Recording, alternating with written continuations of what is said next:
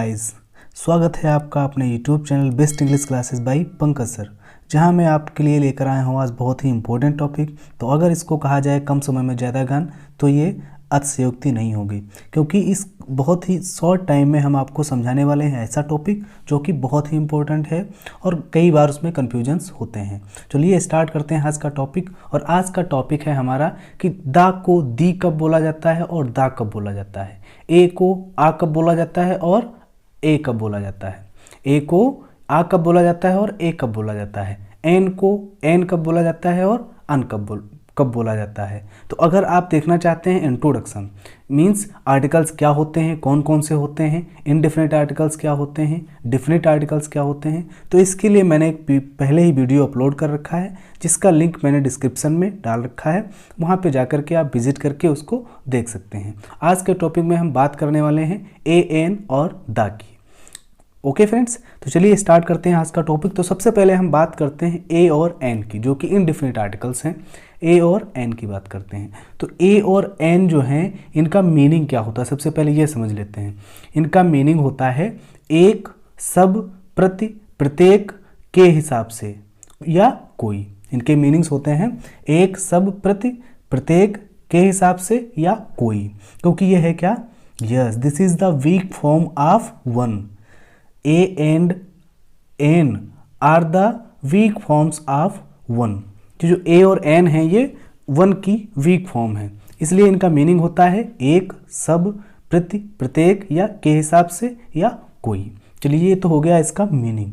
अब हम बात कर लेते हैं ए और एन को कब बोलते हैं आ और अन। अच्छे से समझिएगा, ए और एन को कब हम बोलते हैं आ और अन। यस, तो जब हम इंग्लिश में स्पीच देते हैं, बात करते हैं, तो वहाँ पे हम ए का यूज आ और एन का जो यूज है वो अन की तरीके से करते हैं। It means when we are speaking in English और we are delivering a speech, then we will pronounce A as uh and an as on.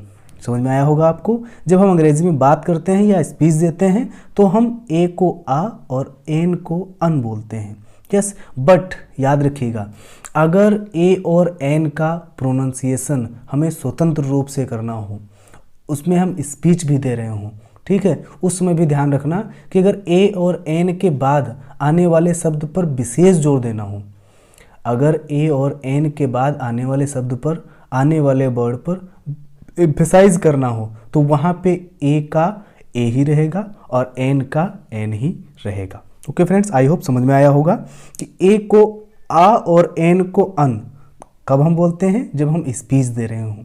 But अगर ए और एन के बाद आने वाले शब्द पर हमें एम्फेसाइज करना हो, विशेष जोर देना हो, तो वहाँ पे ए को ए और एन को एन ही बोला जाएगा। ओके फ्रेंड्स, आई होप समझ में आया होगा। नाउ लेट्स लर्न अबाउट दा। अब हम सीखते हैं दा के बारे में। दा को दी कब पढ़ा जाएगा और दा को दा कब पढ़ा जाएगा।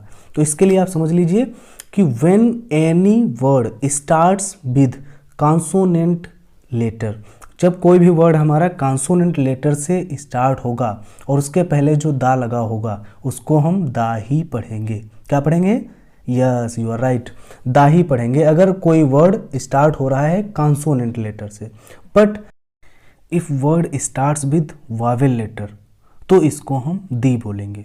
एक बार फिर से समझ लीजिए, अगर वावेल स्टार्टिंग नाउन्स के पहले दा लगा है तो उसको हम दी पढ़ेंगे। तो ये था हमारा दा और दी में क्या डिफरेंस होता है। अब हम थोड़ा सा इंपॉर्टेंट बात और भी करने वाले हैं, बट उससे पहले आपसे कहना चाहेंगे लाइक ज़रूर कीजिएगा और मुझे पूरा भरोसा है कि आप सब्सक्राइब जरूर करेंगे और दोस्तों के साथ ज़रूर शेयर करेंगे, ऐसा मुझे पूरा भरोसा है। So now let's learn how to use a and an. अब हम समझ लेते हैं ए और एन का यूज़ कैसे किया जाएगा। तो जैसे कि आपके सामने एक एग्जांपल दिया हुआ है यूनिवर्सिटी। यूनिवर्सिटी, तो यहाँ पे यूनिवर्सिटी में आप देखिए जो यू लगा हुआ है वो क्या है, वावेल है। अब वावेल लेटर है तो इसको हम सोचते क्या हैं, क्योंकि वावेल लेटर है इसलिए इसके पहले एन लगेगा और वहीं पे हम गलत हो जाते हैं। तो यहाँ पे क्या लगाना उचित होगा, एन या ए। ठीक, तो यहाँ पे हम बात कर लेते हैं यूनिवर्सिटी की। तो अब सबसे पहले देखिए यूनिवर्सिटी को जब हम हिंदी में लिखते हैं तो वहाँ पे आता है या। या के नीचे बड़ा ऊ की मात्रा लगी होती है, यानी कि या किससे मिलकर बनता है, वाई से, और जब वो वाई से मिलकर बन रहा है तो वाई क्या है हमारा, कॉन्सोनेंट है, इसलिए कॉन्सोनेंट के पहले क्या लगाया जाएगा, ए। तो यहाँ पे यूनिवर्सिटी से पहले ए लगाया जाएगा, जिसको हम आ भी बोलते हैं। तो यहाँ पे हो जाएगा यूनिवर्सिटी से पहले आ, यहाँ पे एन बिल्कुल गलत होगा, यहाँ पे लगेगा आ। नेक्स्ट समझ लेते हैं एन का यूज।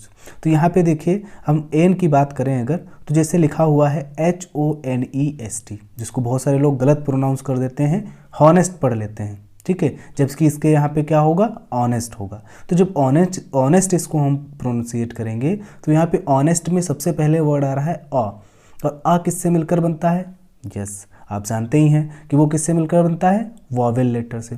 तो जो वॉवेल लेटर से मिलकर इसका साउंड आ रहा है, वॉवेल लेटर से मिलकर ये वर्ड बन रहा है, तो वॉवेल से पहले हम क्या लगाते हैं, एन। यस यहाँ पे हम लगाएंगे एन, ना कि ए। अगर ए लगाते हैं तो हो जाएगा गलत। तो यहाँ पे हम ऑनेस्ट के पहले क्या लगाएंगे, एन। क्या लगाएंगे, एन। अब यहाँ पे देखिए आपने दो कॉमन चीज़ें, पहले तो क्या हमें जो रटाया गया था अभी तक कि कोई भी वर्ड स्टार्ट होता है कॉन्सोनेंट लेटर से तो वहाँ पे ए लगा दीजिएगा, अगर वॉवेल लेटर से स्टार्ट होता है वहाँ पे एन लगा दीजिएगा, वो गलत है। सही क्या है, कोई भी वर्ड अगर स्टार्ट हो रहा है कॉन्सोनेंट लेटर से और उसका साउंड भी कॉन्सोनेंट है तो वहाँ पे हम ए का यूज़ करेंगे, और अगर कोई भी लेटर हमारा स्टार्ट हो रहा है वॉवेल लेटर से और उसका साउंड भी हमारा वॉवेल है, साउंड भी जो है वो वॉवेल है, तो वहाँ पे हम यूज़ कर सकते हैं एन। ओके, जैसा कि आपने थंबनेल में देखा था, so we are going to understand short trick. Short trick में आपको सिर्फ इतना याद रखना है, the apple the boy, the apple the boy. अब यहाँ पे आपको एप्पल जो वर्ड है उससे क्या पता चलेगा कि एप्पल वर्ड में जो पहला लेटर है, फर्स्ट लेटर ए है, जो कि एक वावेल है और इसका साउंड भी वावेल है। तो इसके पहले हम क्या प्रोनाउंस कर रहे हैं, दी। क्या प्रोनाउंस कर रहे हैं, दी। बॉय में फर्स्ट लेटर क्या है, बी, और उसका प्रोनाउंस जो है, साउंड जिसको हम बोलते हैं वो क्या है, वो भी है कॉन्सोनेंट। तो उसके पहले हम क्या बोल रहे हैं, दा। आपको सिर्फ यही शॉर्ट ट्रिक याद रखनी है और आपको कभी भी कोई कन्फ्यूजन नहीं होगा।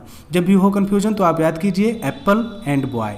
एप्पल के पहले क्या बोला गया था, दी। बॉय के पहले क्या बोला गया था, दा। सो फ्रेंड्स, अगर आप जानना चाहते हैं आर्टिकल्स क्या होते हैं, डिफरेंट और इनडिफरेंट आर्टिकल्स में क्या डिफरेंस होता है, तो इसके लिए हमने एक वीडियो डाल रखा है जिसकी लिंक हमने डिस्क्रिप्शन में डाल रखी है और आप वहाँ पे जा करके उसको विजिट करके देख सकते हैं। सो आई होप वीडियो अच्छा लगा होगा, लाइक ज़रूर कीजिएगा, सब्सक्राइब जरूर कीजिएगा, मुझे पूरा भरोसा है कि आप शेयर भी जरूर करेंगे। So thank you so much for watching this video.